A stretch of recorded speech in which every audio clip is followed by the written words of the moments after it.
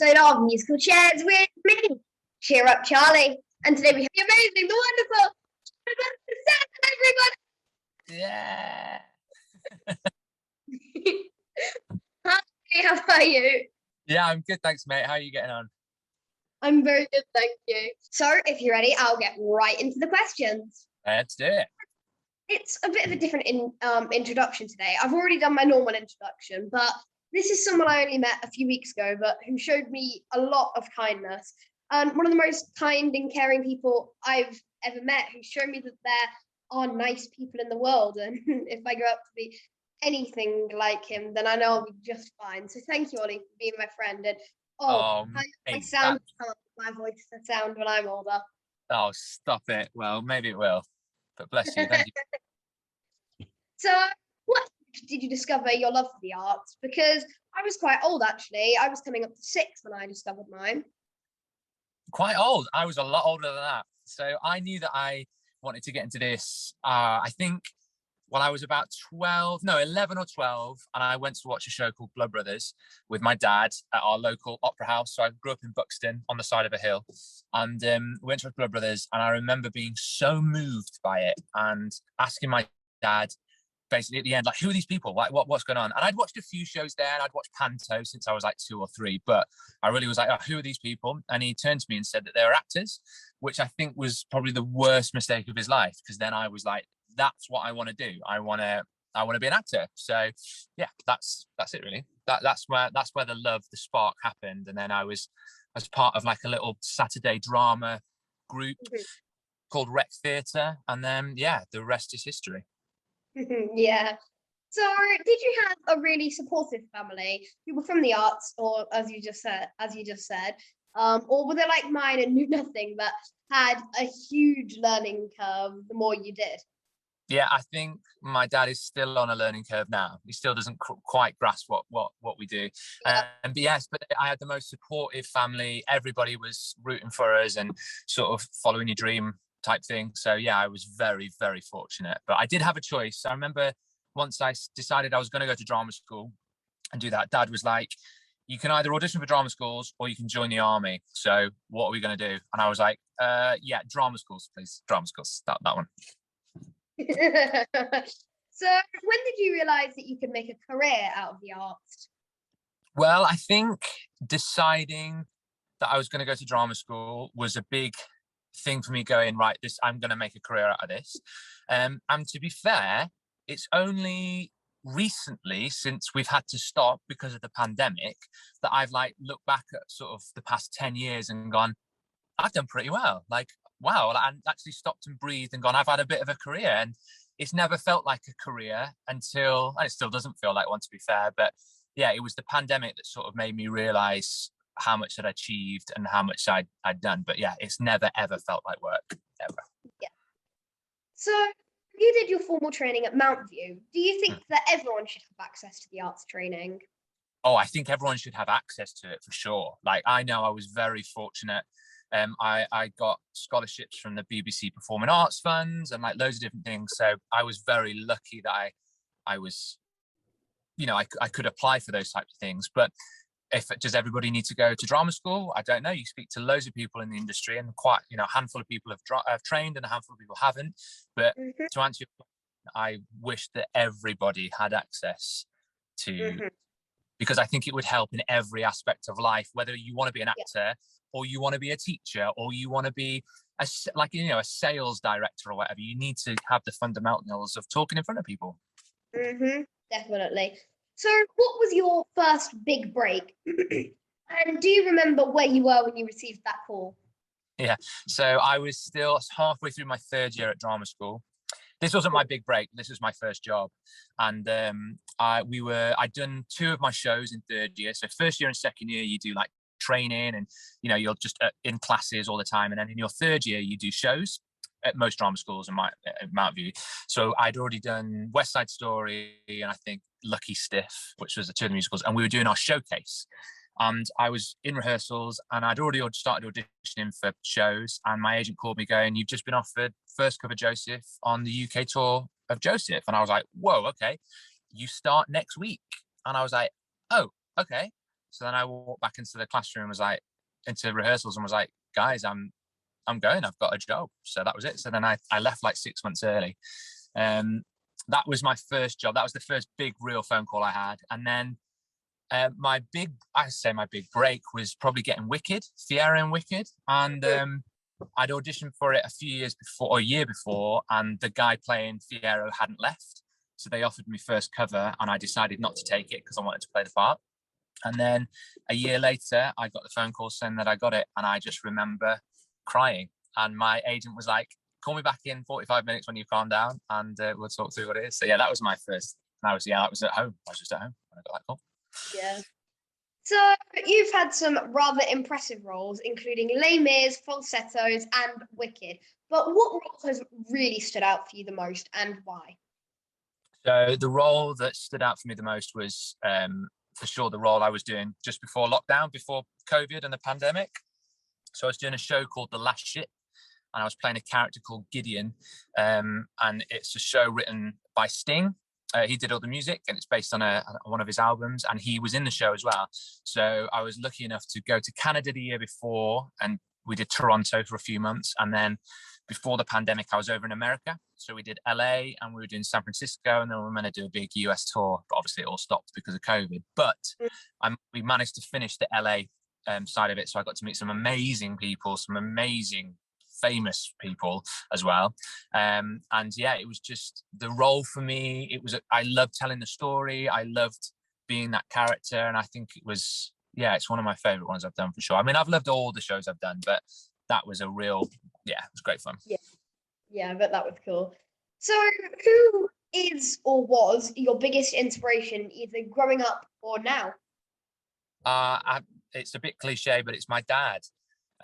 He has just been there. Well, I can remember growing up and being like, he's like an action man. Like, he can ski, he can sail, he can like do everything. I was like, he's definitely secretly James Bond. And I remember, just like wanting to be him.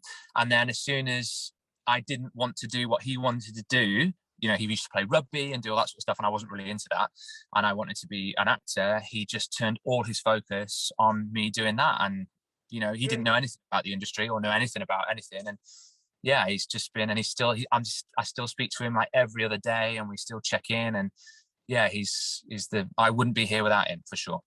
Yeah, that's cool. So if you could cook dinner for someone, regardless of era or even animal, what would it be? Mine would be Shakespeare and Neil Sedaka. Imagine the song we could write. That would be really cool. Okay, so I've got to cook dinner for one person. Okay. No, and up to 3 people. Up to 3 people I've got to cook dinner for. I would love to meet Frank Sinatra. Yeah. For sure, he'd be there. Who else? We were speaking about this the other day, and I came up with some really good ones. And now I'm on the spot; I can't think of what they are. So and also, what would you cook? And what would I cook? That's an easy one. So I became a vegan about 3 years ago, and at first I hated it because I was like, oh, nothing tastes good, and I've managed to cook the most amazing vegan lasagna, and I've fed it to people, and you wouldn't even know it wasn't vegan. So I'd cook my vegan lasagna for sure. And I'd have Frank Sinatra. I'd have, who else would I'd love to have, like, I mean, he's still alive, but let's get Pierce Brosnan in there just for, he's my James Bond that I grew up with. And these aren't very inspirational people. They're just people I quite like to meet again. And who else? I'd love to have someone like, I don't know, who was your Shakespeare? I mean, that would be really good. I might steal Shakespeare just to have those people in the room and just see how they'd all react with each other. But yeah, let's go for that. So, as you know, my profile grew very quickly due to the fact I was bullied badly for my love of all things musical, and #Charlie is now becoming a huge known voice and making a stand. And I firmly believe I am a change maker and will use my voice to make sure that this generation is accepting of everyone, regardless of who they choose to love and what they choose to be. But I realized that change needs to be learned. How do you think we can get over this negativity that seems to be around the arts? It's a tough one. I think what you're doing is incredible, and I think this is a great opportunity for people to go, oh my god, and to connect to things. And you're right, to learn. Like, we've got to learn. So the fact that drama and the arts is being slashed in schools, I don't think is. I'm really against that. I remember a couple of years ago going speaking to my school, the board of my very first community school, so like middle school, high school, whatever it's called now, and being like, you can't do this. You know, obviously, I know I've had a career as an actor, but these subjects help so many different people. I think as you get on in higher education, I remember finding my tribe, like finding my people and being like, oh my God, everybody's into the same thing. And I think more of that earlier on would have really helped. And I think, yeah, I mean, we just got to talk. We got to ask those questions and make sure that people are okay, I think. And yeah, I think I always say when I sort of teach and do stuff, this industry alone, I mean, not just our industry, but the world is hard enough. Why not just be nice to everybody, and why not make somebody else's day? You taking 2 seconds out of your day could make somebody's week or year. And I think that's what we've got to start injecting a lot more, and stop being like, oh my God, so and so got this part or this, that, and just be happy for people. Like, it's their time, you know. And and going younger as well. Like, who cares what you're into? And I know it's easier to say that than when you're actually in school. I remember being at school. I was bullied at school, but yeah, I think it's just having those conversations and getting out. Well, as you have just answered, were you ever bullied as a child or in the industry? And many people say that it's made them the person they are today. Is that the case for you? Because obviously, if I wasn't bullied, then I wouldn't be that this wouldn't exist. Look, everything happens for a reason. I say that loosely, in the fact, obviously being bullied is horrendous, but as you get older and come into this industry and you get a lot of no's and a lot of rejection, you've just got to take it as this is happening for a reason. But going backwards, I was bullied at school. I was really small, I was really skinny, and I was really rubbish at sports. I was great at like solo sports. As much as I am a team player now, I just hated football. I hated anything that put pressure on me to be good for somebody else. I think that's what it was. But it has made me into the person I am today, and it has given me a positive twist, I think, and to be able to turn a rubbish situation into something positive and that sort of positive outlook on life. And I think that definitely stems from then. And obviously I wish people weren't bullied, and I hate the fact, but you find that the people that are bullying, there's some sort of insecurity there. There's not right. So I remember befriending some of the people who bullied me at the beginning of school, towards the end of school, when I started doing musical theatre and started singing and being in the school shows and stuff, and realizing that they came from, had really quite rubbish lives, and that's why that was their outlet, was to pick on people and to make fun of people, and not realizing what that does to people, if that makes any sense. No, it makes perfect sense. So you had a chance to turn a show or a song into a theatre show and had no budget. What would it be, and who would star in it? Well, obviously me and you would star in it. And that's before I've even figured out what song it is. Well, so like a song that's out there at the moment. Yep, anything. A song. These are good questions, Charlie. I've done a lot of interviews, and there's 2 questions now that I've gone, oh my God, I don't have an answer for this. A song I would choose and change into a musical. I think that I grew up, Bat Out of Hell has happened. I grew up listening, my dad used to listen to a lot of Meatloaf, but that's already happened quite recently. Maybe like something like, I don't know if you'll know this, like Sum 41. Have you ever heard of those? So it's like a band when I was growing up. It's a bit like Green Day, or like, I don't know, like Blink-182. I don't suppose you've heard of any of these, but they used to all their songs they're like a big American sort of ska punky band. So I'd probably pick one of their songs, just because I don't think it's been done before. But that was all about like growing up as a teenager, like all their stuff was sort of all aimed towards there. So maybe I'd do that. It's really hard because you think of a song and then you're like, oh, it's already been changed. They've already done a musical on that. So yeah, I'll or a probably go movie or anything. anything. Or oh yeah. You couldn't make if you love Aretha Franklin. If you loved Aretha Franklin, they're making a movie about that. I heard the ad for it today. It is, and apparently it's very good. What I would do you know the film August Rush? No, I don't. Oh, Charlie, you've got to go and watch. When we finish, go and watch August Rush. Okay. Robin Williams plays sort of like a bit like a Fagin character in it, and there's a young boy who discovers music. He's an orphan and he discovers music. That as a musical would be stunning. So yeah, there you go. My answer is August Rush. It's a film, and we turn that into a musical. And I'd be Robin Williams, and you'd be the young kid. There you go. Perfect. So that was actually one of the funny questions, but for some funny questions. Yeah. So, what role would you most like to play, regardless of gender, animal, or age? I'd love to play Madame Morrible in Wicked. I think that would be such a good part. You know, come on, you're important enough to sort of, you know, walk on, and yeah, I think that's a cool part. I do that.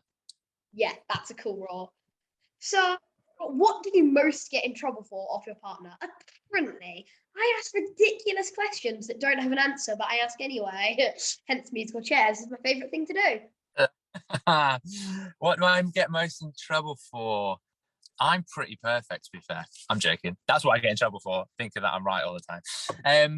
I get in trouble for, I have my little guilty pleasure, and it's always been my guilty pleasure. I love gaming. I love playing on the PlayStation or whatever. So, and I've obviously, as I've got older, it's sort of, I'm not quite as hepped up there, but I do like to spend a little bit of my downtime having a bit of a game, and it really annoys her because we're living in a sort of like a little annex at the moment. So we've got our living room and kitchen is like one room, and then we have a bedroom and obviously a bathroom upstairs, but that's it. So when the telly's on and I'm like sat there with the headphones on trying to play, she's like, let's go for a walk or just now. So that's probably the one thing I get in trouble for.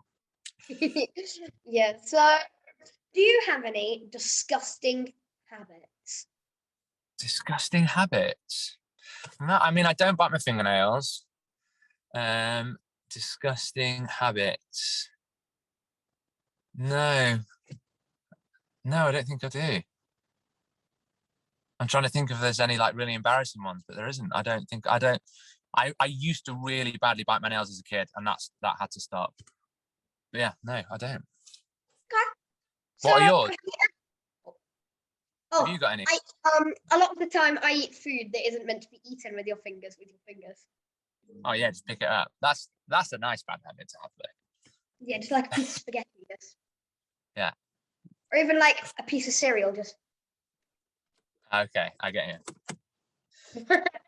So, have you ever tripped up on stage and everybody saw it? Yes, I have. That's quite a famous story. I was in Les Mis, and I'd gone back into it for the second time. So Rob Houchen was playing Marius. I think Carrie Hope Fletcher was Eponine. Yes, it was that way back when. It's about, oh my god, it must have been about 7 years ago. Anyway, so we're at the end of the day, and it's the song called At the End of the Day. Everyone's in hoods. It's all lit from the back, smoke and everything like that. And we're like, at the end of the day, you're another day older. And we're all surging forward, and we're making our way to the front of the stage. And then at the very last line is, at the end of the day. And the second line, which I was on, surges through the first line and makes people on the front row jump. And one Wednesday matinee, I just gave it a bit too much beans, and I went, at the end of the day. And as I surged forward, I caught the back of Rob Houchen's foot. I then launched myself into the orchestra pit. He managed to grab my coat, which stopped me going to the audience, and I landed on that netting, it's above the orchestra pit. Mm-hmm. And I was like, okay, this is a bit weird. And then I couldn't get back on stage. I had to climb into the audience. And at the Queen's, or the Sondheim Theatre it's called now, the audience like right against the stage. So I was like going across the front of the stage like this. I'm sorry, excuse me, sorry, I'm just going, sorry, I need to get, it's really embarrassing. And then managed to jump back on stage and then run off and then carry on with the show. And yeah, I've still got the show report, which was like Oliver Saville fell into the orchestra pit. And yeah, I mean, so now before they changed the show, when they were doing at the end of the day, they'd always be like, don't get too close to the edge, otherwise you'll fall off like Ollie Saville did into the orchestra pit. So, yeah. So, Now it's for a round of quickfire questions. Sweet. Okay, I'm on it. Text or talk? Talk. Favorite city? LA. Chocolate or Haribo? Haribo. Favorite place to eat? Favorite place to eat? Mama Do's pizza. Oh no, Honest Burger. Honest Burger. That's the best. Honest. So sandals with or without socks? Without socks. Pizza or vegan burger? Vegan burger. Last song downloaded? What's Jessie J's new one? It was Jessie J's new song, and I love it. Gym or tree cutter? Oh, Jim. Favorite superhero? Captain America. First celebrity crush? First celebrity crush. Oh, do you know? Vanessa Is it Hudgens from High School Musical? Hmm. Is it Hudgens? I can't remember her second name, but yeah, she was my first celebrity crush. So thank you so much, Ollie. You've managed to get through all the questions. You've survived. You've survived. Well, thank you so much, Ollie. And basically, Thank you so much. I'll see you at your concert. definitely. Bye. See you in a bit. Bye. Another amazing episode of Musical Chairs with Cheer Up Charlie. If you did enjoy that interview, make sure to like, subscribe, and turn on the notifications. And guys, if you're watching this, I am currently on Instagram on 9,900. Well, at the time of this being recorded, I'm on 9,902 followers. I could be on 10,000 by the time this video comes out, but you need to go follow me if you're not following me, and subscribe to this channel. Remember, keep being kind to yourself and others, and keep letting your light shine.